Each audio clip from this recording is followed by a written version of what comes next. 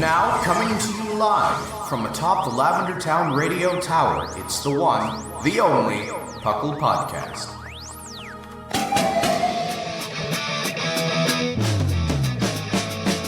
It's PUCL! PUCL! It's PUCL! PUCL!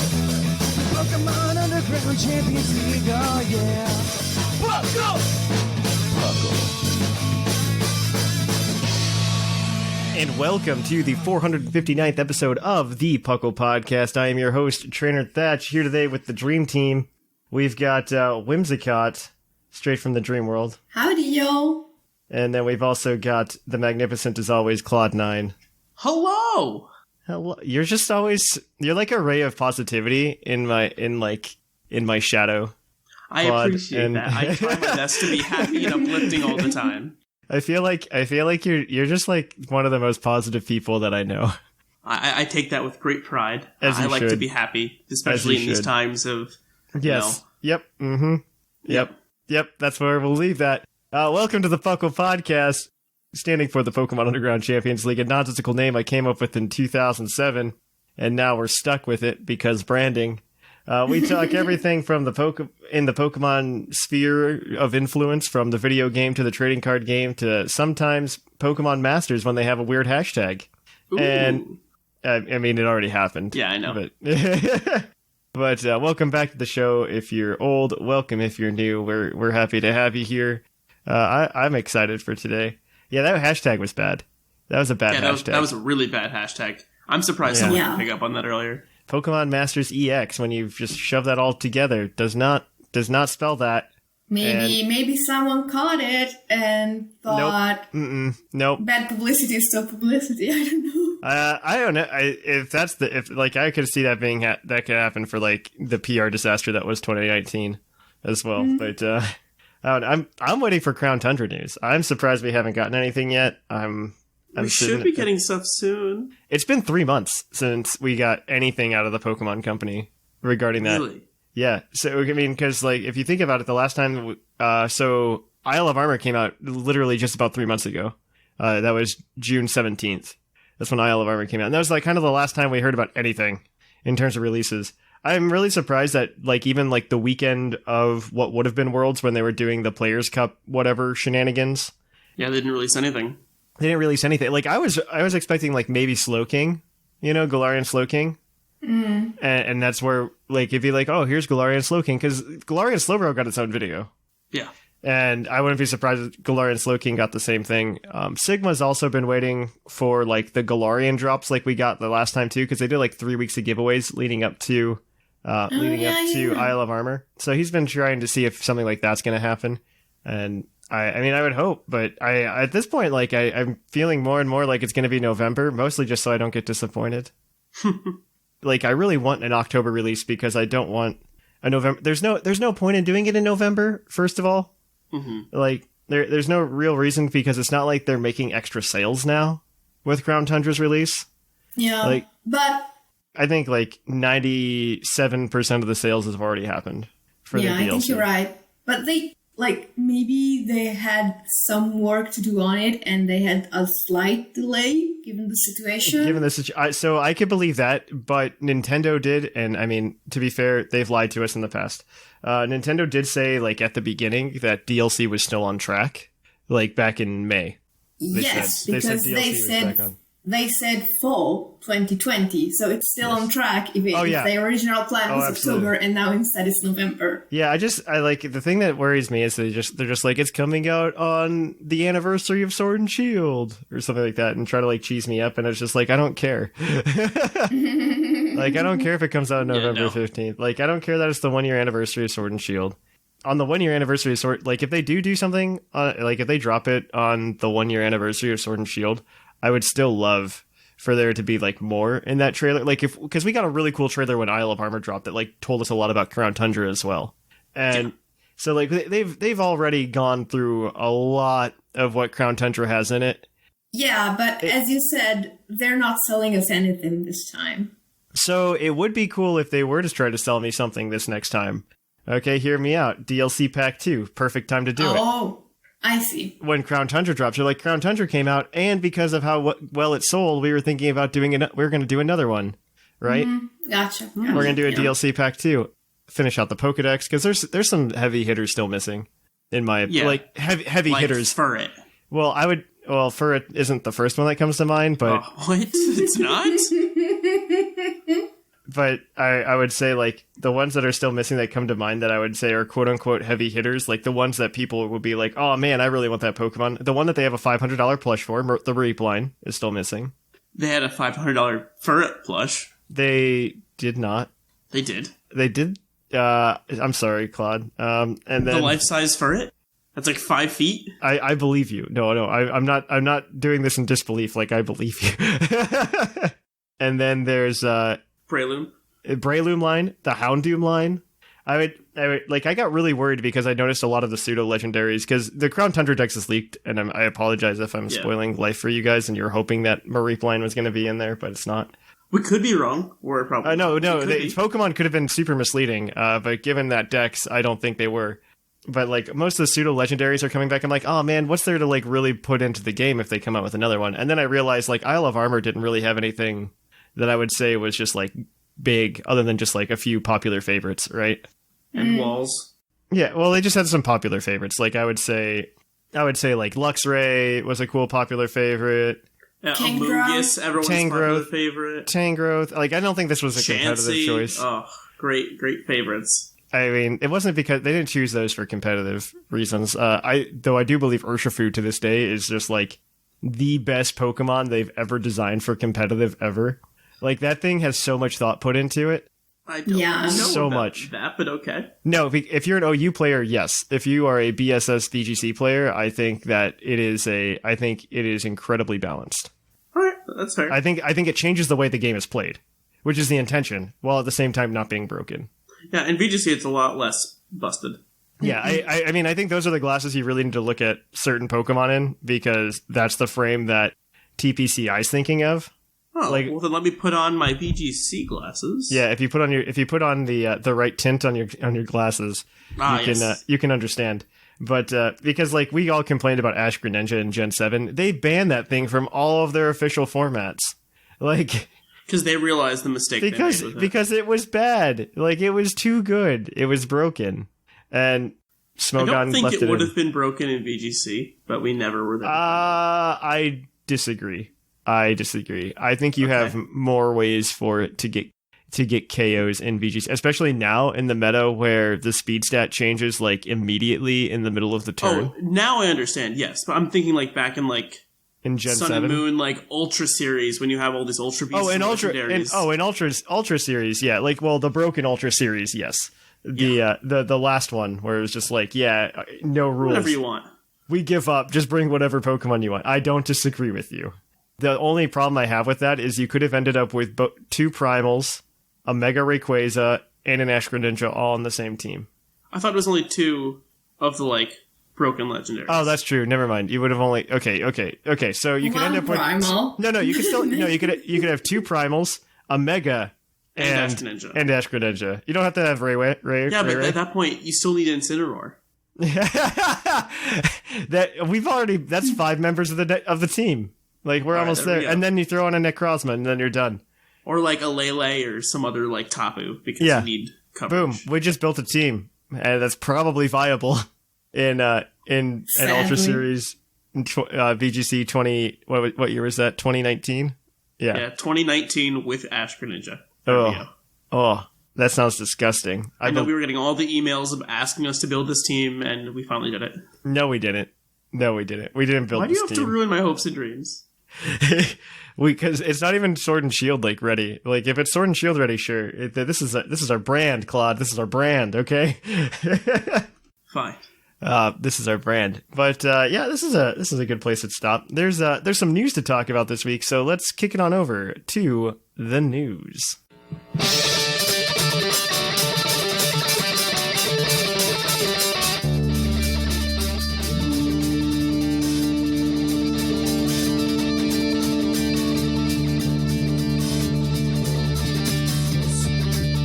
Live from the Lavender Town Radio Tower. This just in. And welcome to the news. The news has very little in it, though P. Mickey didn't prepare this. I don't know who prepared it, because I was going to do it and then just did it, and then somebody did it for me anyway. So I think whoever on staff did this. I don't know who did it. So the anime in Japan is going to be moving from Sunday to Friday, starting in October, which is already weird because they just moved from Thursday to Sunday. So I don't know what's happening anymore. They're trying to find the right time slot to get the most people to watch. My reality is shaking. All right, Play Pokemon has also confirmed live events are going to be suspended through the end of the year. Oof. And there will be another update in November concerning what's going to actually happen in calendar year 2021. Pretty much because they're going to wait it out and see what's actually happening. Mm-hmm. A new Pokemon TCG online series named Play Pokemon Team Challenge is launching later this year was mentioned, but we know nothing further at this time. Womp womp. I'm happy that they decided, like, hey, let's keep going online. Yeah. I just wish they chose the right series. Yeah, well, that was just the last tournament. I'm sure they'll hopefully fix it, because, like, I really want Crown Tundra next month because the new series starts in November, and I don't want it to come out in November and then have to wait until January to use the new Pokemon in Crown Tundra. Yeah, that would suck. That's my biggest concern. That's why, like, I really want Crown Tundra out next month, and maybe it'll be, like, right at the end. Who knows? Halloween download. Ooh. Maybe not Halloween, but like the week of Halloween. Yeah.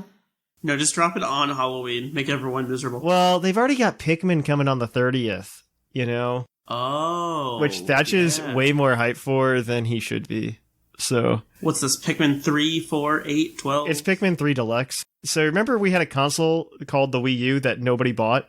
Yes. They took all of the games there because they were good games. And they just said, you know what? What if they were on the console that people bought? What? Yeah, and so that's what's slowly been happening. Somebody actually pulled up a chart of all of the games on the Wii U that are left for them to port. And, like, there aren't many left. There aren't many left. Like, there's a lot of garbage games and, like, maybe one or two more games that they can port. It's really bad. But, yeah, I'm excited to see what's happening with the tournaments. Because, like, I personally... This is a Thatch hot take on the state of the world. So maybe somebody's going to call me political, but I don't see a world in which we just like hard go back to normal or go back to the way things were. I see a lot of things being hybrid with what things are now and what they used to be. As far as Pokemon is concerned, I think it will eventually go back to normal. Like with having events in person. I mean, people might be wearing more masks, but... Oh, definitely. People are going to wear more masks. I would really hope that they see this as an opportunity to have, like, a hybrid of both. You could have your regionals and your online. I'd be okay with online regionals, too. No, I think there should be. I think there should... Like, I'm not saying that there should be as many online regionals as there are in person. But yeah, I totally agree. It should be an option. And then you just have worlds in person. Well, you could have some regionals because, like, they're money-making events, especially for TCG. But in terms of the video game, I think a lot more should be online. Just because I think if you look at the regionals, I think, one, a really big cost of entry for VGC is just travel. Yeah. Not in just, like, cost of travel, but also in the time of travel, if that makes sense. Most VGC tournaments come down to 2 days if there's enough players. There'll be the Saturday Swiss, and then there's going to be the Sunday Top Cut. And so if you want to be there for the Saturday Swiss, you got to get there by Friday night. You start signing up at like 7:30. You start like making sure you're there that early. And then on top of that, if you make Top Cut and you're there the whole day, you're not leaving until like Sunday late afternoon. So you're maybe losing a Friday or also a Monday to go play. And as somebody who's not in college, that's 2 days of PTO, that you have to take.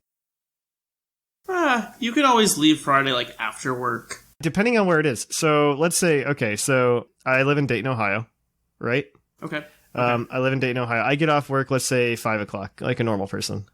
Because that's like, you typically work a 9 to 5. Let's say you're working a typical 9 to 5, which I guess is rare nowadays, but we're going to assume 9 to 5. So the closest regional to me is sometimes Fort Wayne. They've been having it and not having it for a long time. That's not too bad. That's like 2 hours. That's doable.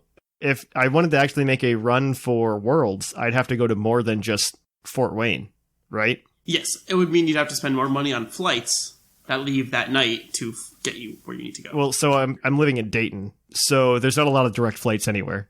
So you're talking like 4 hours maybe to get somewhere. Maybe it depends. Like I can drive to St. Louis to Collinsville Regional in 5 hours. But that would be like as soon as I leave work, I drive to Collinsville and I get there at like 10, 11 o'clock. Right. And then let's say I make top cut and I try to win the whole thing. I'm there. I'm not leaving until 5 o'clock Sunday night and I don't get back until like 11 o'clock. That's a lot. Okay. I'm old. Oh, yeah. Oh, I'm not saying it's not a lot. It's just... Yeah, it's just a lot. That's like a lot of commitment. And I think if you moved a lot of that online, it would definitely lower the bar of entry. And you'd have more people. Yeah, and I think that's better. I think one of the best things about the Players' Cup that happened this year was that the people who won it was somebody who'd never has been in the circuit before. And I think most of the top 8, except for one person, was just like a nobody. I love that. That's my favorite thing in the entire world.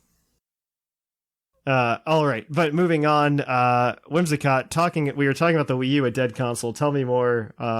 We need to take a moment of silence.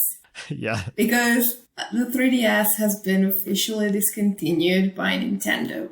It has ceased to be produced. It is no longer listed on the websites as a current console. Good night, sweet prince. We will miss you. We knew this was happening, though, for like the longest time. Yeah, but it's my favorite console ever. Let me take a moment. No, I think the 3DS is like a wonderful console. I was a big fan of the Wii back in the day.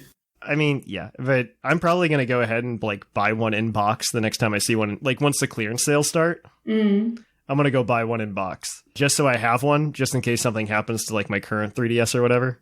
And your other 3DS and your other 3DS. Okay, and let's not talk about other 3DS. Let's not talk about all those. Most of them have a purpose. Okay, most of them have a purpose. Like I love the 3DS. I think it's really great. Just like especially with the Virtual Console. The Virtual Console is such a cool idea, and I hate that the Switch got rid of it. I really hate that. The Virtual Console is just like a great idea to suck money out of my pocket. There's rumors that something might be coming out for Pokemon 25 to like fill that void in my heart, which would be really cool. Fingers crossed. Yeah, fingers crossed. If they want to fill that void in my heart, I'm more than happy to have that void filled. So I look forward to Pokemon 25 bringing me something.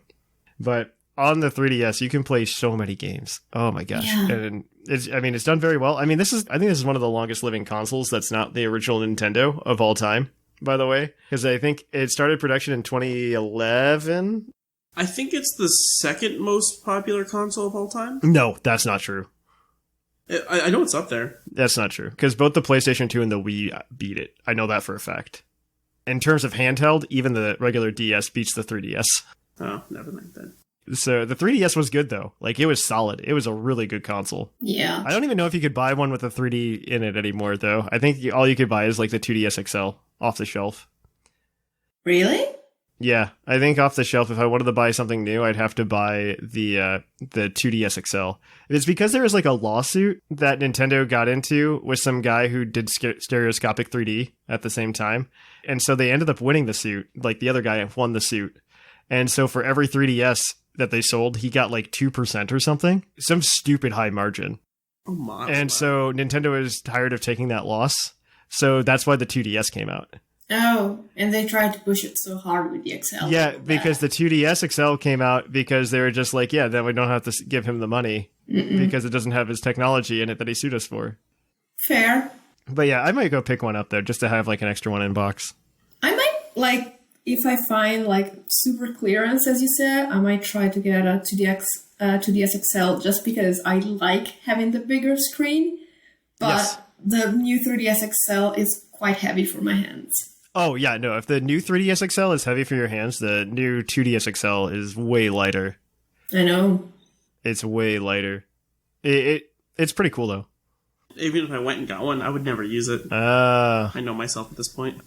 I mean, I would probably have it in box for the rest of my life, and I'd be okay with that. But moving on, tell us about the TCG world. Okay, well, we have some TCG news this week. Champion's Path releases this week. It's only sold in boxed products. Yeah. But many of the boxed products include the Galar badges, which are based on like the gym logos, which is kind of cool. Also, I'm super excited. I literally just want the pins. That's the best part of this. Yes. Will they be as good as ours? I want just the pins, but the problem is these are going to disappear. And Claude will tell you why. So these packs have a couple of like money chasers in there. Yeah. Like Shiny Charizard V and Rainbow Charizard VMAX. Yeah. Both worth probably $triple$. $triple$, as Newsman tells us. Yes. Since the regular Charizard VMAX is already worth around $100, and this is a limited release product only, it's going to be expensive. I just want the pins. I want nothing other than the pins. That's all we all want. That's all I want. So, if you're playing the video game this week, there isn't much news for you right now, but if you played it over the weekend, there's really cool that there was a raid for the equinox, for the fall equinox, that featured Pokemon that evolved with Sun or Moonstones. Woo! And it had a shiny Clefable high chance. It was like 2%, I think, to get a shiny Clefable raid. Yeah, you missed out. Sorry.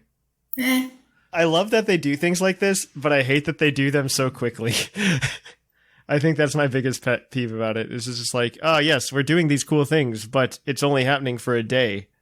Yeah, like, I actually like the shinies in the Clefable line. I might have tried it out if I had known it was happening. I didn't even know. As of recording, I think it's still happening. So it is... I'll check it out then. Yeah. Sorry for everybody on Monday. All right. Pokemon Go, though, is full of surprises. But... Okay, so...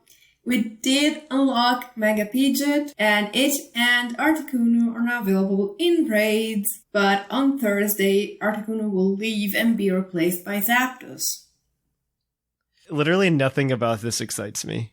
Right? No. And then there's another pack of remote raid passes for 1 coin that is available today if you're listening on Monday, and if you're not listening on Monday, tough luck. Sorry, you should be listening to us as soon as we release Midnight Monday. Yeah. That's to get your full value. Yeah.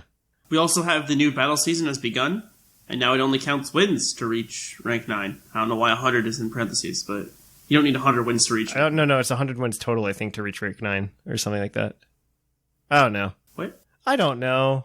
I don't know. Like, to reach, like, rank 9? Like, that's not even Master Ball rank. You can do that in, like, 8 or 9? Rank 9? No.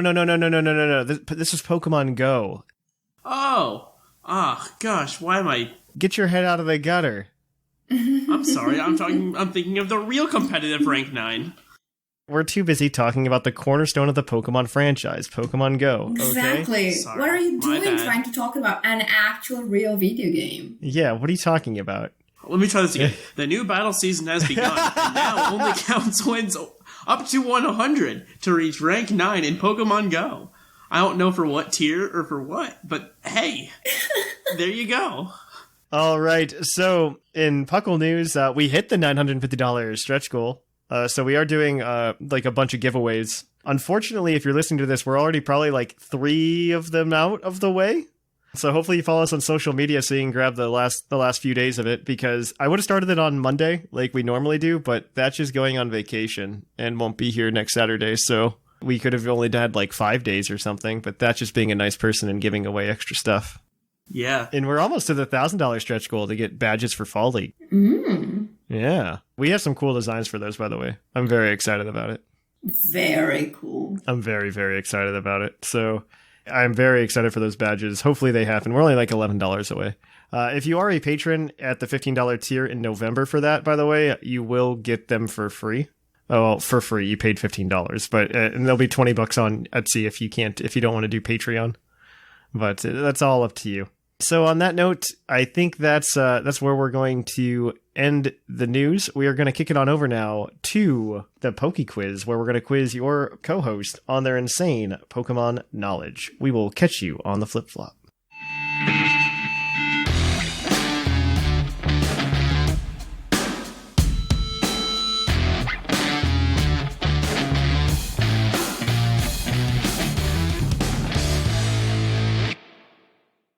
And welcome to Puckle's Poke Quiz, the part of the show where we're going to quiz your co-host on their insane Pokemon knowledge. That means Clod and Whimsicott will be operating together as a team to answer 5 Pokemon-themed trivia questions from our Discord server provided by you guys over there. So we're going to go ahead and ask them these questions. They are competing against their fellow co-host in a race to 30 points. Whoever gets there first will get a $20 credit to PokemonCenter.com. You too can participate by having your trivia read on the show. If you do that and you live in the domestic United States, you can have a chance for a $20 credit over to animegravy.com, your one-stop shop for all nerdy, cool things. So, without further ado, let's jump on to this trivia. Our first question this week is going to be from Unovian. What is the only Pokemon that can be fished that is weak to water-type attacks? Ooh. Oh, gosh. Can you fish up Stunfisk? It's a sort of fish, but I don't think you fish it up. That's possible. I'm trying to... I have to go through the games and see, because I don't think it's anything from Gen 1. Yeah. I also don't think it's anything from Gen 2. Barboach is neutral to water? Yep. Barboach is neutral. Corsola is also neutral. Gen 3, I can't think of anything off the top of my head that would work. It might be something like Stunfisk. That makes sense to me. It doesn't live in the water, so why would you be able to fish it up? Yeah, I'm trying to think if there was, like, something else that could, like, that you can pull up. Yeah, I'm trying to think too. I don't do a lot of fishing in Pokemon games. Neither do I. So... There's gotta be something there. It's a really good question, though. I like it. It's just that I don't have the answer. I'm gonna need an answer, guys. We might just have to go with Stunfisk and just hope for the best. Yeah. Stunfisk is correct.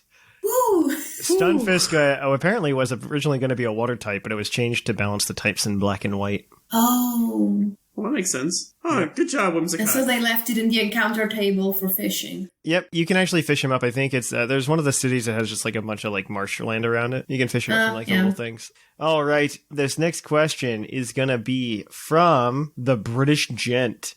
What weather condition was introduced in Gen 4 but could not be set by any Pokemon? Diamond dust, I think. Isn't... Wait, what is it? I don't know if it's, like, if it counts. This is an in-battle weather condition. In battle, well, there you go, then not. I'll explain later what diamond dust is. It's really interesting. So it would then be fog, because that's a weather in Gen 4 that you have to walk through an area? Yeah, but Pokemon can only get rid of it with defog. They can't set it. It was in a specific area, and it was considered a weather, I believe. Unless you want to count, what's it? Is it Toxic Hail? That's just or a glitch. Acid Rain, or whatever they called it, the glitch? Because that's a weather that you had to, like, manually, like, go through and glitch out. Yeah. Otherwise, I would say it's the fog, like the thick fog, or whatever they want to... Yeah, because I can't think of any other weather that was actually introduced in Gen 4. So... Yeah, because sand, rain, sun, hail were all done beforehand. I mean, hail was, I think, Gen 4. No, well, so I'm pretty sure even if it was introduced in Gen 4, you have Pokemon who could set it, because the Abomasnow line for sure has Hail as a move, and the Powder line for sure has Sandstorm as a move. It's the entire thing. So it has to be the fog. Yeah. Then it has to be fog.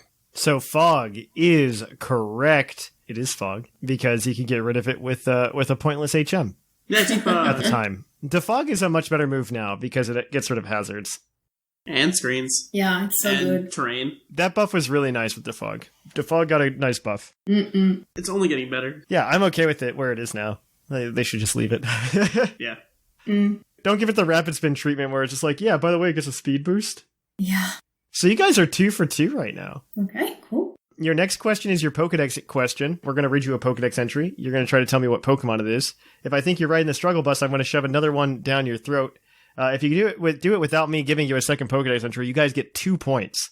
If I have to give you a second entry, you only get 1. So, our question this week comes from Coil Builder, and he says, it's Pokemon Gold entry states, when agitated, this Pokemon protects itself by spraying poisonous sweat from its pores. Who's that Pokemon?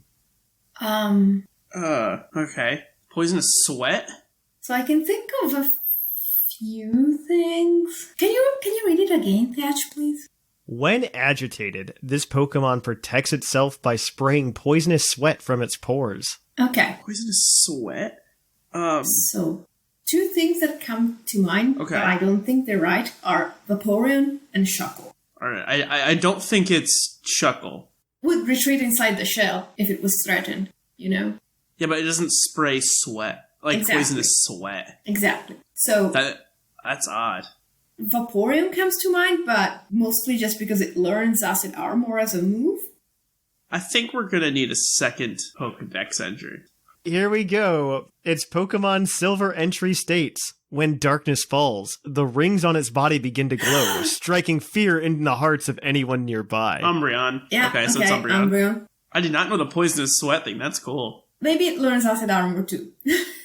It learns Toxic. But yes, Umbreon is correct. That is 3 for 3 today, guys. You got 3 of them. Fair. So your next question is going to be your multiple choice question. Oh, no. This one's right up Claude's alley. This one's from Foxy. There are 3 answers. I only need 2. You get 1 point for each. Other than having no PP, what are 3 ways to use Struggle on the first turn of a battle? So the first one would be Impression. If the opponent is faster than you and uses Impression. Imprison, you mean? Or Imprison or whatever it is, yes. Yeah, that's the thing I was thinking about. And you too. only have like 3 moves, and they or even if you have Impression yourself, they could limit that. Yeah. Imprison, yes. Okay. The other way is if you only have status moves and you get taunted by something faster than you or something with Prankster. Yep.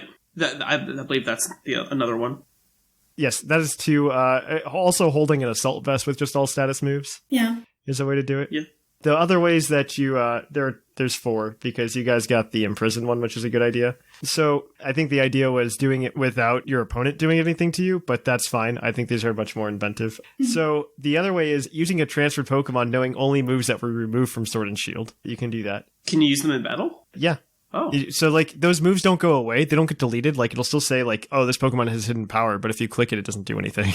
Okay. And then the other one is having a Pokemon only know a move that can't be used immediately, like Belch. Okay, fair. Oh, yeah, if you don't have a berry. Yeah, but you guys got 2 points there, so you guys are officially 5 for 4. Your next question, and you haven't used your hint as a lifeline yet either, so you can always use that if necessary. But I don't like using the hint. this next question is from Quincy the Archer. Which Pokemon is the fastest Dark type? Okay. The fastest Dark type? The fastest Dark type of all time. So Darkrai comes to mind as being fairly fast. Zarude might be up there. I'm trying to think. I don't think Weavile is faster than them. Weavile is probably much faster than both of them. Yeah? Probably. It's like based 125. How about some Dark type Mega? Mega Houndoom isn't that fast. I think it's like 115. Oh, nope. I think Weavile is faster than Mega Houndoom. Oh, we talked about it earlier. Astro Ninja. Ooh, yeah. Yeah. Yep. Is Ash Greninja your final answer, or are you... Let's just take like 20 seconds to make sure we're not forgetting anything, since we have them. I would believe that Astro Ninja is the fastest Dark type, but I could be wrong there. So there's nothing crazy fast introduced in Generation 8. That's a Dark type. Gen 7. Okay, so Alternate Necrozma is not a Dark type. No. No, the Necrozma forms. No, they're not fast. The only other thing that comes to mind is both Darkrai and Weavile, I think, that are at like 125. Yeah. But I'm pretty sure Ash Greninja, after its Ash Bond form change, is faster than 125. I need an answer. I need a final answer. Okay, let's go with Ash Greninja. Yeah. Ash Greninja is correct. Ash Greninja has a base speed of 132, and both Weavile and Darkrai are in second place with a base 125. Mm-hmm. Perfect, Claude. Yeah. Good job. So you guys got that's a good sweep there. You guys got 7 points today. So that definitely changes up our standings. Woo! Let me go ahead and add these points in on our wonderful dot sheet that I've been using for years. And we're going to sort the columns. So in first place, we have Claude with 22 points. Gosh. Tied for second, we have R Sigma and Linian with 19. In fourth place, we have P. McGee with 14. In fifth place, we have Whimsicott with 13. Sixth place, we have Seth Vila with 12. Tied for seventh, we have Jushiro and Dr. Shamu with 6. Tied for ninth, we have Sublime and Basket with 5. It's still anybody's game. We'll see who wins on the next segment of Puckle's Poke Quiz. But until then, we're going to kick it on over to the topic after we yell something at you. So we'll catch you in a minute. We've got another iTunes review this week from NYJets42. Just started listening to this, but I'm already in love with this podcast. Loving each and every one of the segments, and I'm learning a lot about something I thought I already knew a lot about already. Wanted to get back into the competitive scene. This is also really helpful. Keep going and being awesome. Well, thank you for that. If you would like to leave us a review wherever you listen to the podcast, we would really appreciate it. It helps more people find the show, helps us just grow and become a better community. But we're going to kick things on over to the topic. And welcome to the topic. Our topic today is going to be the hidden structure of Pokemon. This is Whimsicott and Clod's idea, so I'll let them lead for the most part. But that is what we're talking about today. We're talking about the little things in Pokemon that make a Pokemon game that aren't the Pokemon. Is that a good way to say it? I mean, it sounds like a tongue twister, but I feel like that's an accurate description. Yeah. Why not? Okay, so I'll let you guys go ahead and explain the concept, and we can jump off from there. So the concept is there are some things that are needed for a Pokemon game to be a Pokemon game, like the Pokemon, the battling system. You could argue something like the gym system, even though Alola managed to do without. But then there are some things that are pretty much in every Pokemon game, and there's no reason why they should be there because they are not needed to make a Pokemon game a Pokemon game. Like, why do you pretty much never have a father? Okay. I think it's much like D&D. Everybody's character doesn't have parents. They're all orphans. Okay. Unless you make a good D&D character. Okay, most of my characters have parents. I guess I make good characters. That's my hot take. Like, if you're making, like, typical D&D characters, most people just go ahead and will be like, I am an orphan because my parents were murdered by the bad guy. But the problem I have with this theory is that an adventurer in the D&D world, like, it makes sense for them to be Batman because you're going out doing something dangerous that most people wouldn't do. But in the Pokemon universe, most kids want to be Pokemon trainer and they go on their Pokemon journey. Now, some of them are more successful than others. That's where I think the distinction is. That's where I think because the way that I view a lot of what happens, because in the Pokemon games you do a lot of things, like especially the early ones. Like let's take Red and Blue. You're going around, you beat up the Mafia as a 10-year-old. Like, a 10-year-old single-handedly stops the Mafia. Sounds about right. I see what you mean now. What's different from the regular day? And then, I mean, again, it also happens, like, you're seen as a peer with Lance. He asks you to help him take down the Mafia once again. In Gen 3, you fight off as maybe a 12-year-old. You're fighting off the eco-terrorists that are Team Aqua and Team Magma. Yeah. So my thought is you're more of a prodigy than I think you give people credit for, because you run into a lot of, like, when you're battling like the random trainers and stuff on the routes, like, yeah, you have the Pokemon breeder, who is somebody who's like, I didn't want to be a trainer, but I wanted to like raise Pokemon. Mm-hmm. But then you've also got like construction worker Al wants to battle. And so like construction worker Al has like a Machop that he uses to help him out. Because Pokemon are so integrated in that society that everybody has Pokemon. But those are still Pokemon trainers, but I will give you that then the difference is not between being an adventurer and not being an adventurer, or being a Pokemon trainer and not being a Pokemon trainer. The difference is only NPCs get to have a father. Yes, unless you play Gen 3, at which point I thought they played it really well, where it's just like, your dad's a gym leader, and we moved to Hoenn because of that. Yeah. I really like that a lot. Like, where are the dads? That's the real question. My favorite thing still is from, like, I don't know if this was in the original Japanese in the Pokemon anime, but like the first episode of the Pokemon anime when Ash makes it to Viridian City and his mom's like, oh, it took your dad so much longer to get there. And I'm just like, so did dad go off on a Pokemon journey and just never come home? Is that what happened? So it's like, oh, I went out to grab the milk. Oh, I went out to catch the Butterfree. And honestly, when I saw the anime for the first time, though I don't know, again, if it was a dub thing or something, I legit thought Giovanni was Ash's father. That was going to be the big reveal. No, that would have been great. That would expect the Pokemon anime to be a good anime. Exactly. As much as I enjoy Journeys now, I wouldn't say like, oh man, this is on par with Attack on Titan. You know what I mean? Like, in terms of story development or anything. Though they're trying, like, I think the Pokemon anime doesn't know what it wants to be right now, by the way. I know you haven't watched it yet, Whimsicott. But I honestly, I would recommend it. I know I recommended Alola when it first started, and I regret that recommendation. But Alola was fun. It But was watch just it- entertaining. like the only complaint I have about Pokemon Journeys is that it takes a lot of episodes to get places. Like it wasn't until like 16 episodes in that they like described the concept of a gym leader. So But it took 5 episodes for Hop to get Score Bunny. I could have Or not gotten Hop, behind Go. that when I was a kid. Like when I was a kid, I actually watched all of Dragon Ball Z. Mm-hmm. But now I don't have the time for that. Oh no, I get that. No, I would recommend this one though. Like maybe there might be a way to like cherry pick episodes, but it's really weird because there's like 3 or 4 types of episodes I've noticed in Journeys. It's like there's like the Go centric episodes where like they really try to build Go's like character. It's really weird. It's really weird. Like there was an entire episode where like it was trying to explain Go's relationship with his parents. What is happening? This isn't just like going out and running into a core fish that's knocking us down and then catching it. Then there's episodes where Ash battles, which are done very well, by the way. They're done very well when Ash battles. And then there's episodes where they just like go on silly little adventures where Go catches a bunch of Pokemon because he's playing Pokemon Go.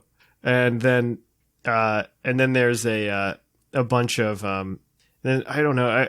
I don't know if there's really another type of episode other than that. There's just But like I get this. Like there's like slice of life outside. They're essentially trying to what's the word? To cater to every type of Pokemon audience. You have your headcanon episode, you have your VGC episode, you have your Pokemon Go episode.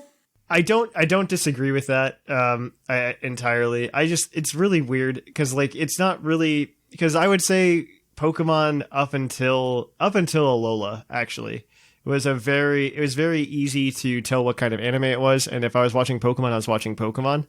And then like once Alola hit, it was just like I don't know what this show is anymore. Yeah, they changed everything up. But Yeah. I want to go back to go the back. idea. Sorry. No, this is a bad tangent. Go. Well, it's a good tangent, but go.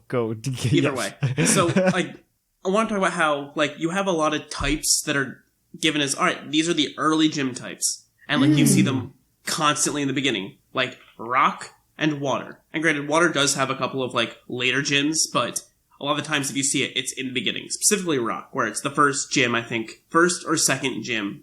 I disagree. I disagree on the water. I disagree on water. Water is there in the middle a bunch of times, but like you have a couple of gym types that are always at the end. Like you never see ice before maybe 6 or 7. Oh yeah, If it's there, and it's also in the Elite Four. Same with Dragon, same with Dark. I think Psychic's also in that boat. So you also see these teams like these types as these are the end game kind of like boss types. Whereas you see things like absolutely Rock That's true. that are there. That like, makes sense to Flying me. started out as the first gym in Gen 2, and after that, it's only seen as 6 on. Yeah, so okay, Claude, this makes sense to me at least as a competitive player, and maybe you'll start to see it once I start thinking about that. So like, if we're playing competitive Pokemon, me and you, Sure, we're building a team together. Like we know that we need like an Ice type move, right? Because Dragons it has good coverage. Yeah, and like Ice is a very good offensive type. So is Rock though. Rock, not as much. And my thought process is the following. So Ice Beam exists. I guess Ice Beam exists. Ice Shard exists. Name like a good rock move that has an accuracy above 80. Rock Slide. Yeah. 85? Isn't that 85? 90. It's really 90? 90. Yeah. But not a lot of Pokemon get it early on. Fair. Not a lot of Pokemon get it early on. The rock types are usually just like defensive walls that have tackle. And I would, or they get Rock so, Tomb, and that's why they have that as an early gym type. But it's like, so I think it's more of like they're doing like, not only are you gaining levels throughout your experience through the Pokemon game, but you're also feeling more powerful because you get these more powerful types as the game goes on. Yeah, but wouldn't it be better if you had like a first gym is ice and you're just fighting like Snowrunts and Smooches? No, I think it's cute. I think it's a cute idea, but the thing that, I mean, this probably ties into like another unspoken thing that Pokemon does. They didn't do it in Gen 2, which is why they got away with Faulkner being first gym in Johto. And so what they've been doing recently, more so than they did before, is they put a lot of Pokemon of that type in the routes next to that Pokemon gym, right? Right. Oh, so the like ones that beat it, yeah. yeah, or well, so like if you think about like let's go to Gen 5. So Gen 5 base black and white, we'll say. So one, they had the gym where it was like the starter's going to be our Pokemon's going to be strong against your starter, and then here's a monkey. Exactly. Yeah. Let's not talk about how that was a terrible decision. And then Okay. and then you go and you fight Lenora, who's a normal type gym leader, and right outside you can find like a bunch of Sock fighting and throw. types. Yeah. Sock, throw, timber. Yeah. Those are right there. So like they're kind of just building you up for that. And then I would say, and then you get to what's his face, Berg. By then you've got a good flying type. If not, you have Darumaka in the desert right. Yep, right you have after. Darumaka right there, exactly. Yeah, and even if you don't go up and get Darumaka, like, you know you can beat Berg because you survived Pinwheel Forest, which is full of bug types. Yes. And then you go to Elisa, where you just caught your Sandile. And then you're going to go fight Clay. And that's where it starts to really, like, turn on, I think, is when you finally get Clay. Because I don't think there's anything that's like, hey, well, you've got grass types, but that doesn't really help you against Excadrill. It helps you for, like, Crocodile and stuff. Those water types, like Swanna is on the bridge. Yeah, Swanna's on the bridge, exactly. So, I mean, you have that kind of stuff. And then you've got Gen 6 is your flying type. There's Zebstrika right on the route outside of that. And then you've got, then you get to, what's his face? Oh my gosh, Bryce. I see it. Bryce. I saw his picture in my head and I couldn't think of his name. You get to Bryce and then you get a bunch of ice types right next to him. Because by this point you've got like all of the types that beat ice. And so you get all the ice types, which are right before the Dragon Gym. And then you don't catch the dragons until Victory Road. And so they seem to do it like Unless that. you want a Draudigon. But at that point, like, you're just scaling up these types that are good because like we talk about Lando being really good all the time in Gen 7 because of its flying type move access, right? Because flying is just a really good type. We hate Max Airstream because of flying type. I think didn't we just talk about this? Maybe not on the show, but you and I. No, it was on the show. It was okay. I'm like, I feel like we've had this conversation, and so we hate that, and I think that's kind of for similar reasons. I think Johto got away with it because Johto was just being Johto. Johto was like, okay, we have an order of gyms we want to do, but wait, 8 of them are taken already. Well, I think I think the same is also true for Kanto, by the way. I don't think Kanto is nearly as loaded in terms of like forcing you to get specific types. Minus like Diglett in the Diglett cave. And, Diglett is a up to that point though, there was no access to a ground type besides Sandshrew. And that's only if you play a blue version, I think. Yeah, so they needed to give you something to counter. They need to give you something so you have a chance. So yeah, I that's the way I see it for the most part is that it's just like it's ramping you up through difficulty. I don't think explains why a lot of electric is in the middle. Yeah, because it's like, oh, here, ground type, just have fun. They're just trying to like ramp you up and try to give you stuff that along the way. Yeah, but I want it to be different. I want it to change now. Like, well, no. So like, I don't disagree with you. Like, I think it's probably one of the reasons like why I really like Johto compared to most other regions is just because Johto feels more organic in that like there aren't Pokemon that are just put there so you can go beat the gym. Yeah. I don't think I can think of anything of that sort outside of the ice cave right before the Dragon Gym. I don't think I could really, even then, like Kingdra's there, so like you're not really beating a Kingdra, but that's what gave people the most trouble with Johto was Claire's Kingdra because it could set up and you can't kill it in one shot. We had different experiences. I think I feel like the Miltank is a far more memorable experience. Well, someone didn't catch the Drowsy and trade it for the Machop. That only happened in the remakes. No, that was in the original. No, there's no way. That in-game trade did not exist in the original. Okay. It did, though. We're going to have a fight about this. We're going to find out. Oh, no. Claude's This is me being a flying type all over again. Claude is probably right. But I'll concede. I just don't remember it. I'm looking. But yeah, no, that's what I would say. I don't think there was a Machop trade. There was. Are you looking up right now? Yeah, I'm looking it up right now. Oh, come on. I'm looking it up right now. Oh my gosh, there was a Machop trade. Why did I not think it happened? I don't know It why. probably didn't happen in your original universe where Whimsicott Okay, was flying that's high true. in Gen Didn't 5. happen in my original universe. This one's far worse, by the way. I'm just going to throw that out there. And I think it's all because Whimsicott's not a flying type and Muscle the Machop didn't exist. I'm No one sorry, I believes didn't want to that's be the a same banana. game where Meganium used fly? No, that was just Crystal. Okay, so like, calm down. Okay, it was a Crystal version. I am not the only person to have like experienced this. I have found at least 2 other people on the internet that have experienced this glitch. So I am not the only one. Just throwing it out there. Fine. I'm sorry that I didn't want to be a banana dinosaur. I think grass flying is a cool type on Whimsicott, but Ethan also came from that universe, but that's another story for another day. Just, guys, go to our back catalog and listen to episode 200 absolutely. if you want to have all the fun experience of that moment. Right. That's so long ago. Oh my gosh. Go ahead, Claude. So the other thing is, like, I understand, like, we have these typings that have to be, like, that don't have to be, like, are generally in certain spots because, yes, there is ramp and you want to, like, make people think, oh, we're going to get stronger mons later on. I just wish it was a little more challenging. I mean, that's what we all kind of, at this point. I think we all wish that Pokemon was a little bit more challenging in its own way. I don't know. Pokemon's definitely changed. I don't know if it's for the good or if it's for better or for worse yet. It's definitely changed because like we got that feeling of just like, oh well, here's the Pokemon that you can use to beat it, take it to the gym, and now we have experience share making that even easier. Because you can just grab it and it's like it's good to go. Because I think I ran through Sword and Shield with like a party of 12 that I was just like rotating constantly. See, I went with 6 and it was difficult because of the 6 I chose. Yes. Yeah, no, I just like chose 12 because like I wanted to use a lot of Pokemon because there's a lot of cool Pokemon that Sword and Shield made. Like I can say like for as much as like I pooped on it, like the new Pokemon in Sword and Shield were definitely the strong point.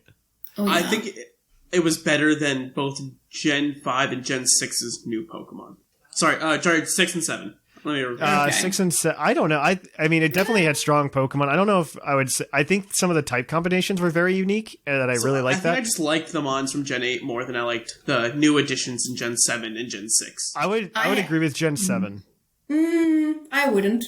What was new in Gen 6 that was fun and super cool to use that a Flapple is worse? Compared to a Flapple? Not Gen 6. I think Gen 6 was worse than 7 and 8, but I think Gen 7 had enough good new designs to be on par with Gen 8. I'm also like lumping the regionals in with that as well. Like I think a lot of the regionals were really cool in Alola. That is fair. A lot of the regionals were, and I think cool. a lot of the originals are really cool in Sword and Shield. Like I think Galarian Ponyta is really cool. I think Obstagoon. I think Obstagoon's sweet. I think Berserker's awesome. There's a lot of Pokemon I really like from Sword and Shield in terms of just design and just like overall concept. I think it's really good. But there's a lot of in-game trades in Heart Gold Soul Silver. By the way, I was just looking because I wanted to know how wrong I was about my entire life. So I think before Elite Four, there's 6. Before the Elite Four, it might be it's less than that. It's 4. All right, I'm also counting like the Spearow you can get for free and the Shuckle. Where's the Spearow? I'm looking at Heart Gold Soul Silver. Where's the Spearow? Oh, if you count Spearow and Shuckle, then yeah, I wouldn't call those trades though. Those are gifts. Gifts. Sorry. In-game trades, there's Bellsprout for the Onix, obviously. Drowsy for the Machop. Krabby for a Voltorb in Olivine. Yep. For whatever reason. Then in Blackthorn City, catch this. You have the Dodrio. Yeah, Dragonair for Dodrio. That's right. That's an even trade. Yeah. And then you have the Pewter City Haunter for a Xatu. The Haunter holding an Everstone? No. That was in Diamond and Pearl. Oh, okay. And they're giving you a Haunter. You're giving a Haunter for a Xatu. Okay. In for whatever reason. That's a really odd trade to me. That doesn't make any sense to me. And then there's a Dugtrio for a Magneton at the power plant, which makes sense. There is a Saffron Pikachu for a Pikachu. But their Pikachu has their Pikachu's a different language than yours. Oh, yeah. They will give you a French Pikachu in the English version, or they'll give you a French Pikachu in like every version that's not French, I guess. You're trading Lieutenant Surge for this, by the way. And then In Silphco, you can trade Steven a Fortress for a Beldum. You can also... Yeah, that's kind of cool. And then in Diglett's Cave, you can trade Brock a Bonsly for a Rhyhorn, which is kind of cool. And then in Olivine City... Isn't that trade with C the only way to get a Beldum? In Heart Gold Soul Silver, no. Yes. No, I think you get in the Safari Zone. Oh yeah, in the Safari Zone. Oh, okay. The Safari Zone in Heart Gold Soul Silver is like ridiculous. But this I is think it's the best Safari Zone. Yeah, it's honestly the best. But I don't want to like go too far off the. I was just looking at these because we were talking about it when Clod. And I was thinking actually, now that we don't need HMs anymore, like, can we stop having like a 3-stage bird on Route 1? No. Only Why? because flying type typically becomes really good. And honestly, I'm really... So, like, outside of, like, Toucanon, I think... Well, and I like Toucanon. I think, like, it's a 50% chance that we get, like, a cool one. Right? So, like, I would say... I think Talonflame I think Talonflame, I think Talonflame, Corviknight, Staraptor, for sure, are solid. And I would go on a limb and say... I would say Swellow or Pidgeot, just because they're like... Even Noctowl is cool. Noctowl's okay. I don't know. Of all of these, I only like Pidgeot and Talonflame. So... And I think they're doing pretty good about that in general, just because if you look at the Pokemon they've brought back so far, I think we get half of the board. We're going to have half of the birds back. Regional birds. No Staraptor. No, we're still missing. If it's from Gen 4, we're missing it. That's no the answer. Trumbeak either. I don't think. No, we do not have Toucanon. We will not get Toucanon. I forget what we're not going to have Toucanon. We're not going to have. I don't think we have Pidgey. We don't have Pidgey. We don't have Rattata either. We're missing. The thing that really surprises me is we're missing Grimer, like especially after Crown Tundra. Because like we're going to be missing Grimer, and like Alolan Muck is one of the best Pokemon. Yeah. I'm really sad that he's not here. I'm upset it's not here. It's like, because we're going to have Lando. Like, at least give me a Alolan Muck. You know? We're going to have Lando. I'm disappointed in Lando. Let's just give Ice Shard to everything. Well, we got Triple Kick now, or whatever it is. Triple Axle. But that only does so much. It's not bad, though. Like, I don't like the accuracy having to hit 3 times. It's fine. And it's a physical move, and Landorus has Intimidate. Yeah, but Glaceon gets it. Like, come on. Yeah, but if you look at that point, you're scarfing your Glaceon and clicking Ice Beam. You could also give it to Serena or Primarina. You're right. Let me give it to my Gardevoir and just triple Axle. Well, you're worried about the accuracy. You could give it to Cincino. I was thinking the same thing, actually. Weavile also gets it. With Skill Link. Yeah, Weavile does get it. Yes. I mean, it still has a chance to miss, but if you do hit, you hit all 3 times. Yeah. Yeah. But yeah, I mean, it's cool. Triple Axle was a good addition, I think. Like in retrospect. Yeah. I thought it was a good addition. You can get it too, but it can also learn Ice Beam, which is probably significantly better. So yeah. Wow, a Mew can learn a move. I'm shocked. Yeah, I know it never learns anything. But yeah, this is probably. Do you have any other like things that you want to bring up for like things like in the Pokemon games that like are unspoken rules? If not, we can move on. We could kick it. Actually, yeah, I do. Can the evil team get decent clothes in the next one? Yeah. They're really weird, but I think it's okay. Like outside of like Team Rocket, I feel like the rest of them are cults. Like that's really my answer. They're just cults because like Team Rocket's got that 1920s mafia look, which is fine. I think a Team Rocket grunt is like fine, perfect.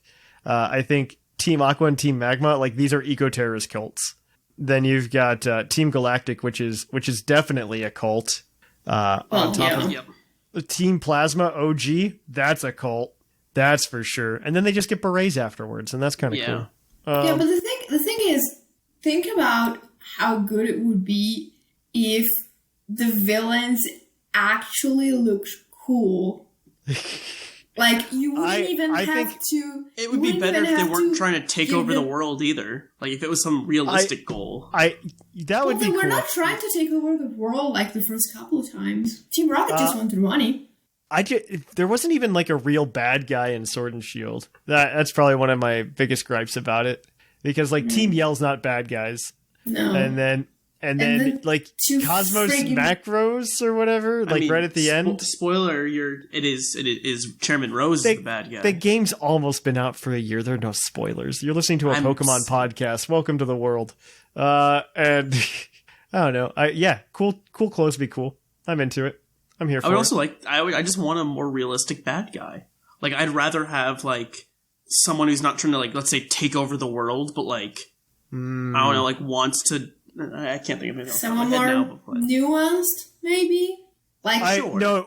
Okay, so the last time we got super nuanced was Black and White, and then the developers felt like it was too gray, and that people might agree with the premise of the bad guys, and so they tried to take over the world at the end. So they have to be outrageously bad that we go against them. It's worse. Yeah, it's worse than that. So like, the first time you meet Team Plasma is like before you even have a badge in Black and White.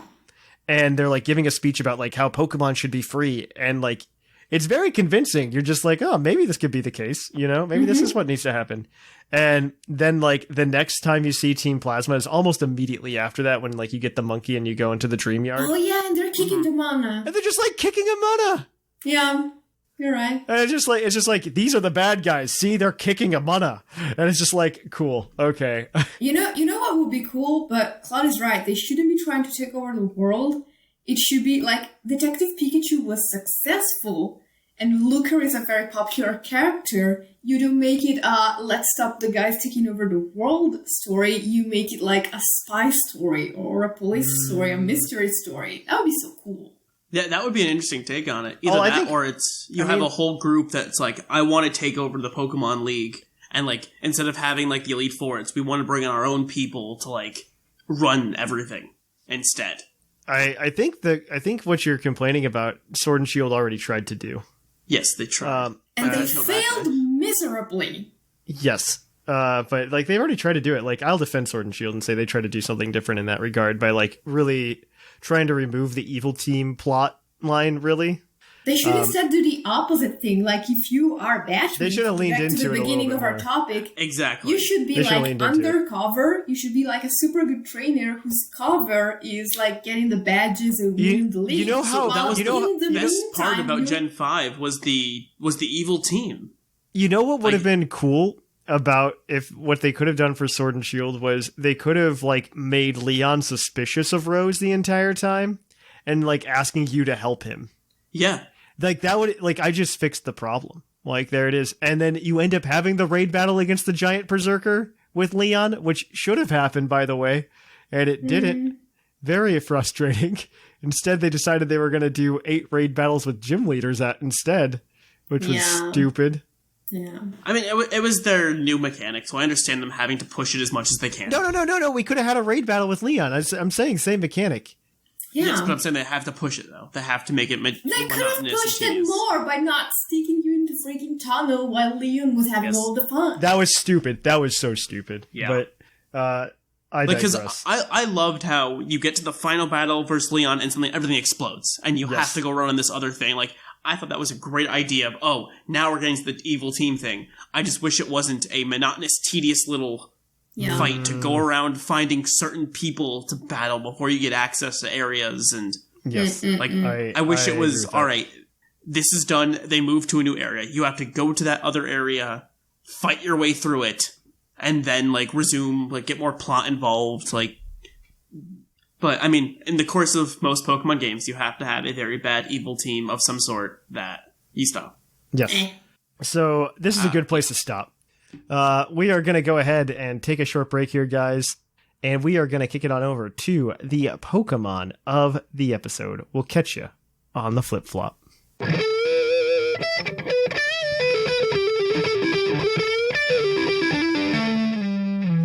of the episode. And welcome to the Pokemon of the episode. Our Pokemon of the episode this week is National Dex number 683, Aromatisse, the fragrance Pokemon.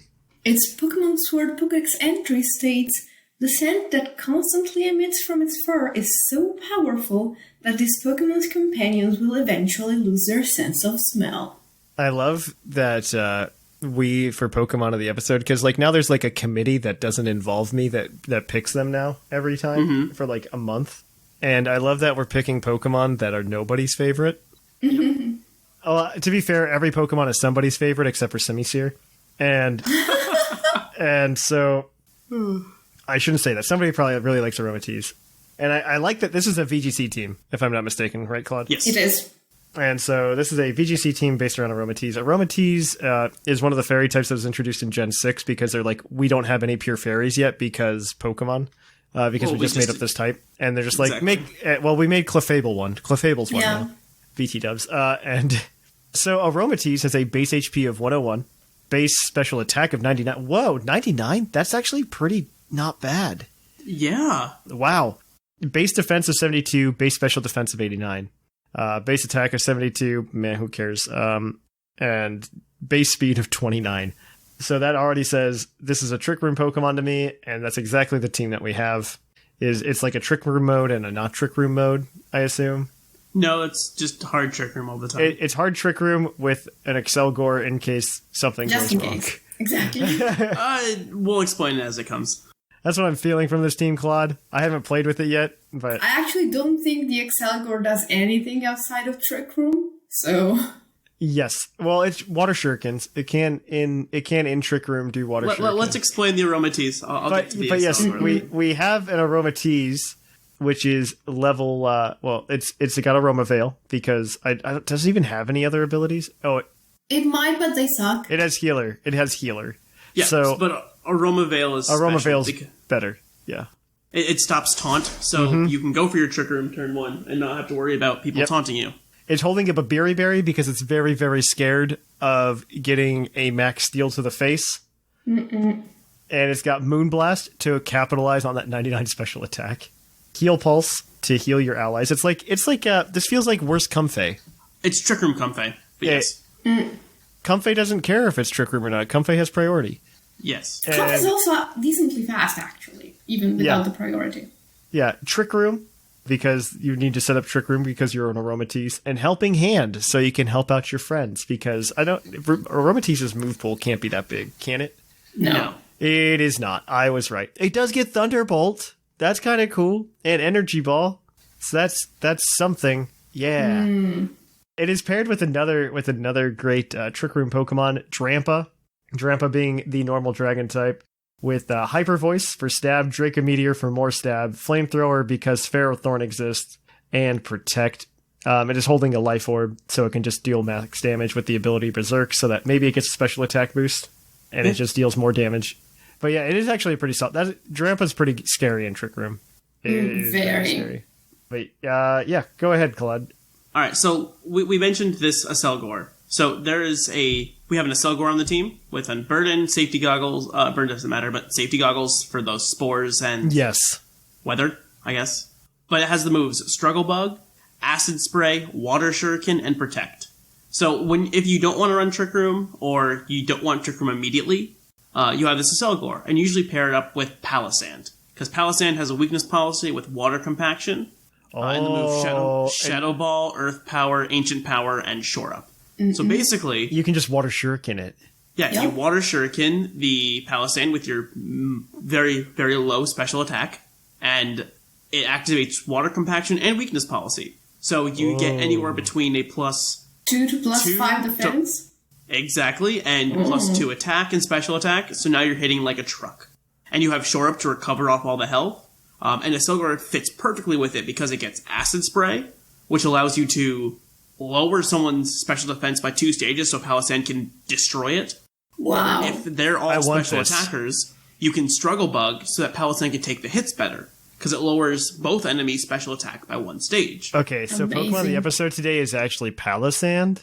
No, it's Aromatisse. I mean, this Palisand's way better, though. I believe in the games that we played with it, I think we only brought it like once or twice.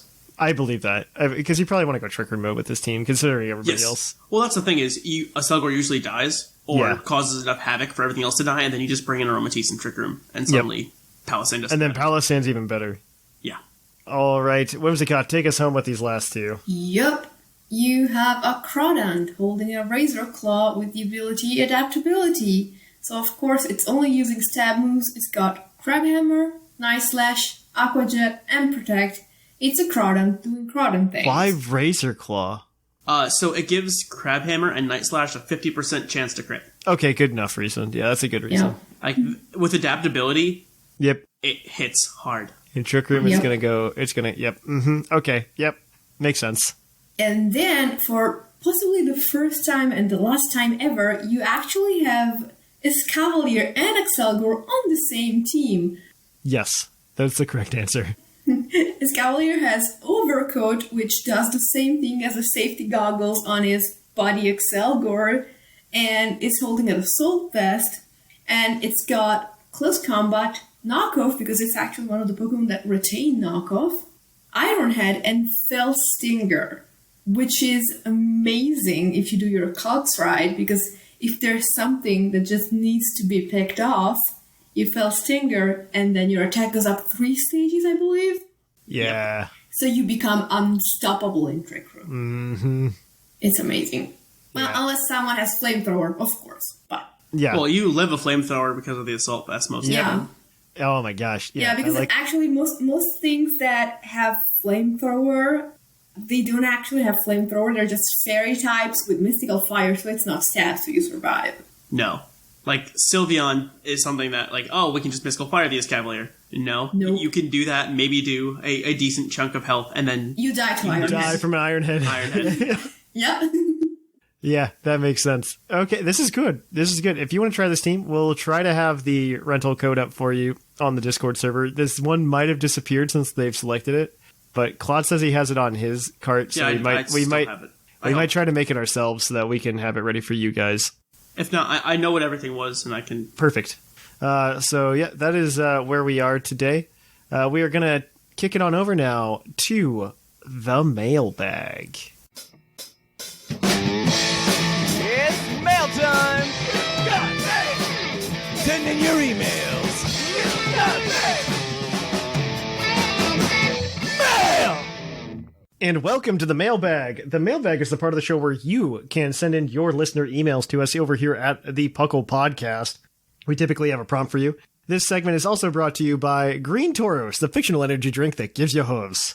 Hooves! And as always, if we remember, we'll give you the Green Taurus badge if your email inspired a lot of conversation.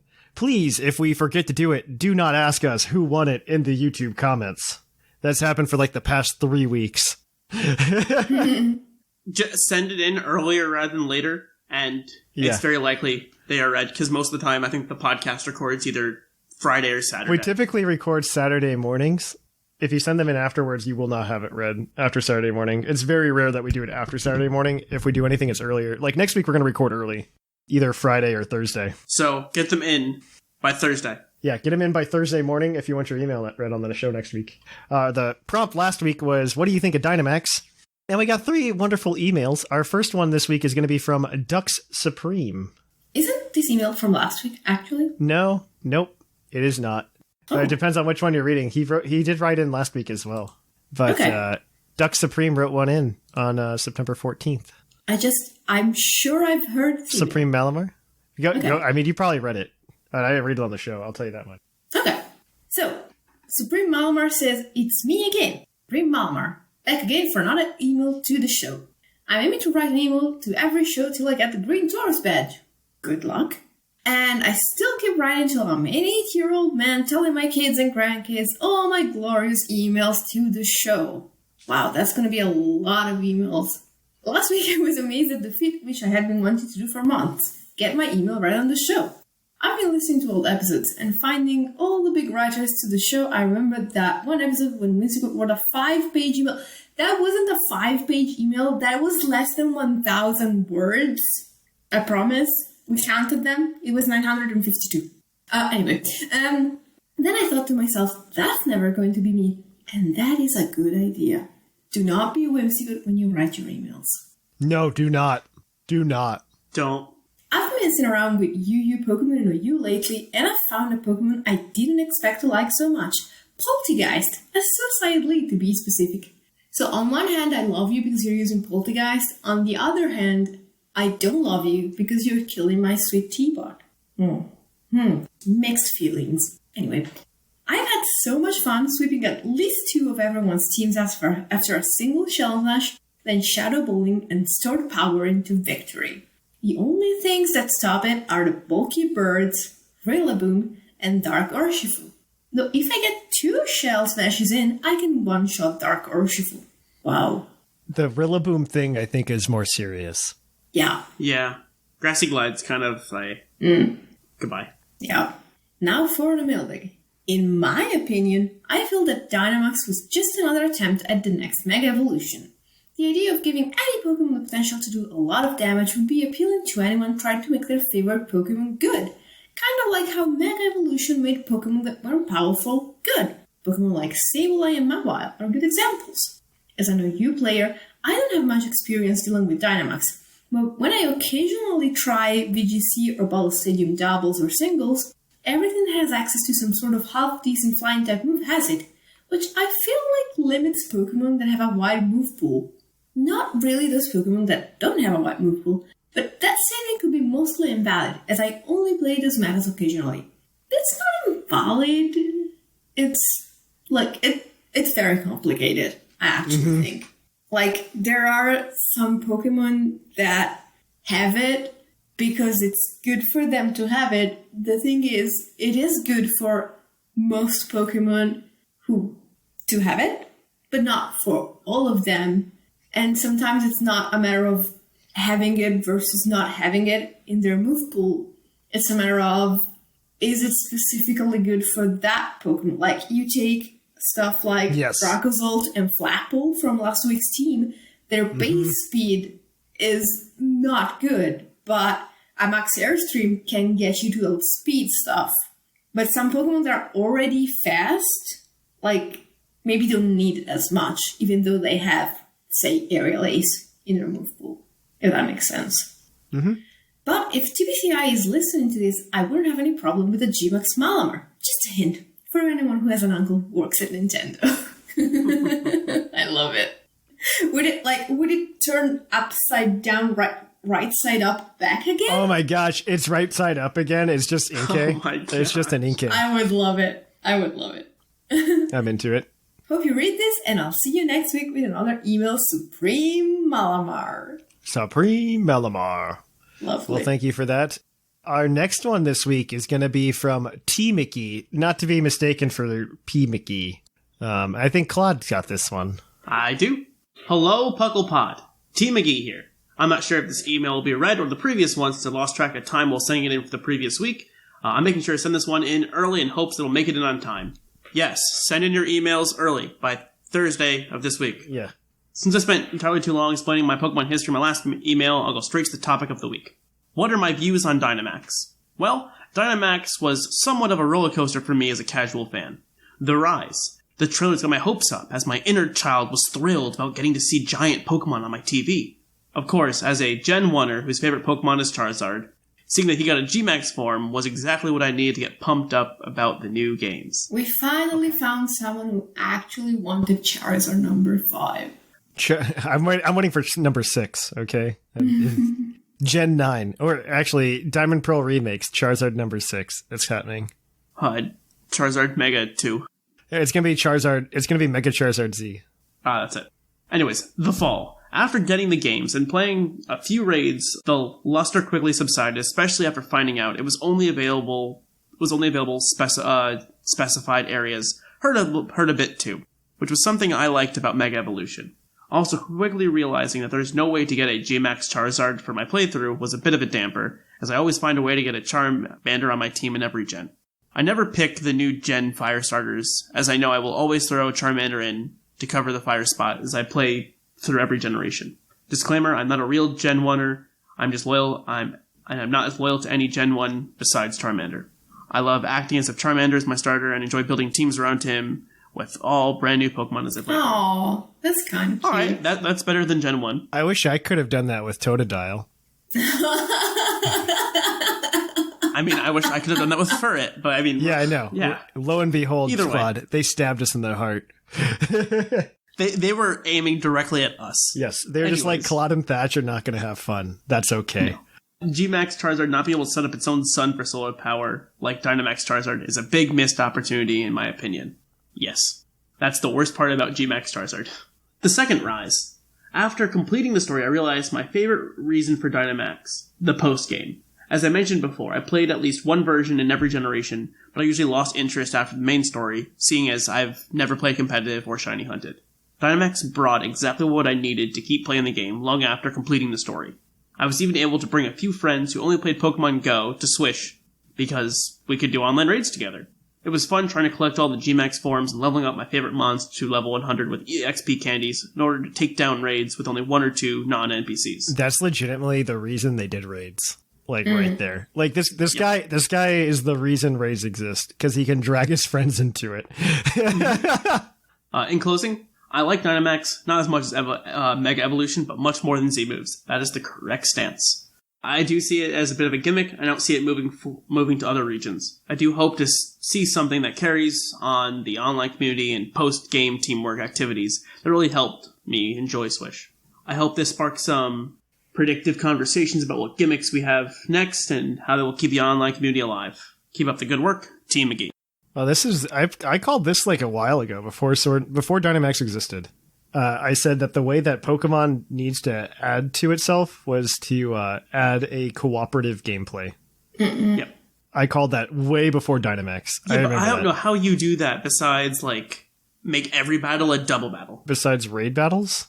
Like that's what you did. That's what they did. Oh, see, here I am thinking, we're going to go back to the, like, everything is now a double battle. They did do that. If you do co-op mode. They did do that. And you just have a partner. They did do that. Did you play Let's Go? I did, but not with somebody else. That's what happens when you play Let's Go. I may have played it, like, the opening day, and then that's it. It makes it the worst double battles, because it's 2-on-1, and you've got the 2. Yeah, so here I am thinking, like, we're going to go back to Pokemon Coliseum, Pokemon XD Gale of Darkness, where everything was a double battle almost entirely, and you just have a partner there. And you just make sure everyone can do both. I had a conversation. I don't think it was on the show. They're all blurring together. I've had conversations in the Discord and then also conversations on the show, and I don't remember which one's which. But somebody was telling me about like the animations. I think it was in Discord. They were talking to me about the animations in Coliseum and XD and how they were so much better than the animations in Sword and Shield. No. And the answer is absolutely not. So, like, the problem that people, I think, they take for granted, like, first of all, Coliseum and XD, the premises are very good. It is a very good story. It's a very good premise. It's kind of like Mario Sunshine that a lot of people are realizing. Mario Sunshine is awful to play through. But, the concept's really good. A lot of things are really good about Mario Sunshine. In execution, it's not great. Same goes for Coliseum and XD. Like, the execution, the battles are so... Like, you complain about the battles in Gen 4. Play Coliseum. Oh, yeah. Oh, my gosh. It's painfully slow. Like, the animations, like, yeah, they're cool. They've got personality. But, like, I don't need to spend 10 seconds watching a Kecleon walk in a circle as it faints. You know what I mean? Like, I think people don't understand and they take that for granted. And they, like, the animations that they've added here are not only to keep the Pokemon alive, but also for the sake of speed. And I do appreciate how, and I know this now from having edited so many of these battle videos, the time it takes for a Pokemon to faint and a Dynamax Pokemon to faint are very similar. Yes. And I really appreciate that. They did that on purpose. Absolutely. Yeah, it just blows my mind that some people, like, would say that. Like, the animations on Sword and Shield are worlds better than... I think the Coliseum example, like, comparison is bad. No, but I think that's how you do a co-op game, is everything goes from single battles you can do that. you can do play that with now. somebody else, and now you have a double battles. I'm absolutely not against that idea. But, yeah. Thank you for that email, though, T. McKee. This last one this week is from Fozzie Berra. I love that name. I love it. Good morning, Thatch and crew. First and foremost, I want to say that I haven't played the game since Blue version and the TCG game. I stopped playing the TCG and video games in '99. Last summer, I got back into the TCG and had a lot to learn, but since quarantine, I decided to get back into the VGC and picked up a Switch and Shield. Your podcast really made the transition back into the Pokemon world fun and enjoyable. Well, I appreciate that. Green Taurus badge right there. That's a Green Taurus badge worthy email. I haven't even finished it, okay? I look forward to the new show every week. As for the topic, my main strategy for competitive VGC has been the same as it was when I was 8, playing blue version. Use nothing but my starter, and if it's a move that doesn't do damage, don't use it. You know what? You're not wrong, though. Like, that's, you play through the game. That makes sense. Like, who needs sand attack during a playthrough? Come on. No. He's saying he does this in VGC. Oh, no, that's bad. Don't do that. You need sand attack in VGC. Protect is kind of nice. Protect is really good in VGC. Use nothing but my starter. Most of the starters, if you didn't pick Inteleon, are actually pretty good. Unless it's now, hopefully you picked Inteleon. No, hopefully you picked Cinderace. No, because Cinderace is gone. Cinderace is gone out of the meta right now. Yeah. Oh, yeah, I forgot. And Rillaboom. Never mind. They're out of the meta right now. I really enjoy Dynamax, and from a TCG player's perspective, I think it really adds the necessary and fun element of strategy. Do you go all in on that first round, or do you let your opponent possibly take a possible early lead so that you can see what their strategy might be? I'm sure others have better fixes for a system. I'm not too entirely familiar with it, but all I wanted to leave is a big thank you. Thanks for helping this 30-year-old get back into something that I've been missing. And thanks for providing a community that has also made it easy to catch up on everything I've missed. I'm starting my run in silver version tomorrow, and I can't wait to play all the other games I've missed out on. Oh. Kind regard, Fozzie Bear. So the silver thing, I'll warn you, the leveling's kind of bad. But it's still good. Just catch the first 6 Pokemon you find and only use them and you'll be fine. Only use them and only level them up. So it's, but yeah, I appreciate that. Thank you for that. See, this is a Green Tauros badge email because he inspired me. Okay. That's what this, he inspired me to keep making this podcast. I feel really bad. I feel like I'm shilling out, but, I don't know. Cause I did like T. McGee's email. T. McGee's email was, yeah, T. McGee's email was good as well. You know what? Let's give it to T. McGee, and I'll say, Fozzie Bear, you won the Green Tauros badge in my heart, but not on the show today. So they were all good emails, though. Like I like they were good emails. They were good emails today. So thank you. If you want to send an email to PUCL next week at puclpodcast@gmail.com, let us know what things you find out in the Pokemon world and you don't understand. Is that a good way to say it? For what we did this week? Yeah, sure. Or what makes a Pokemon game a Pokemon game? What makes Pokemon? Yeah, what do you think makes a Pokemon game a Pokemon game? What did we miss? Do you have anything to comment on that we already talked about? I'd love to hear it. Or you could talk about literally French fries or something. I don't know. Ooh. That's a bad idea. Send in your best poutine recipes. Ooh. I will be... Claude will be listening. Claude will be reading. All right. So that's been us here. So if you want to keep up with PUCL throughout the week, first, the best way to do it is always come to Discord. I love Discord. I am in voice chat a lot of nights now, and I love just hanging out and talking with people. That is probably my favorite thing, is just being able to sit down, talk with Puclonians about Pokemon, about life, about everything. It's really cool to be able to do that. So yeah, I really hope you guys come on over. We are doing Pokemon giveaways this week, so like maybe that's the push you need. Also, follow us on social media, Twitter, Facebook, Tumblr, and the other one, Instagram. We're over there. That's a great place to find out what's going on in Pokemon and PUCL. You can always help out the show in a couple different ways, though, by checking out our YouTube, where Claude and P. McGee have been doing awesome videos for the Poke of the Episode teams. They are fantastic. You can also go ahead and come over to Twitch at twitch.tv/ThePuclPodcast. I haven't streamed the past couple of weeks. I will maybe stream this week, depending on when we record the show on Thursday, so keep a watch out for that. We are also going to go ahead and, if you want to help support the show, a great way to do that is to go over to Twitch, drop a Twitch Prime subscription, or you could go over to TeePublic, buy a cool t-shirt from us, or you could go to Patreon at patreon.com/PuclPodcast to more directly support us and get some cool stuff from us along the way. Badges are coming, and what's that other thing? But we also have like the breeder bot. We've got the giveaways we do. It's a bunch of cool stuff. I really appreciate it. So thank you for all of that. I have been, I guess, here in the Lavender Town Radio Tower, I have been Trainer Thatch. I have been the Fluffiest Whimsicott. And I've been Clod9. And it's closing time.